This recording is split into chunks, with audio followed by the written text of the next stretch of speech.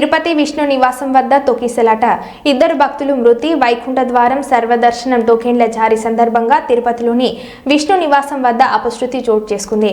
తిరుపతి వైకుంఠ ద్వార సర్వదర్శనం టోకెన్ల జారీ సందర్భంగా తిరుపతిలోని విష్ణు నివాసం వద్ద అపశృతి చోటు చేసుకుంది. టోకెన్ల కోసం ఒక్కసారిగా భక్తులు రావడంతో తీవ్ర తోపులాట జరిగింది. ఈ క్రమంలో తమిళనాడులోని సేలంకు చెందిన భక్తురాలతో పాటు మరొకరు మృతి చెందారు. ఈ సంఘటనలో మరో 4 భక్తులు అస్వస్థతకు గురి కావడంతో రుయా ఆసుపత్రికి తరలించి చికిత్స అందిస్తున్నారు.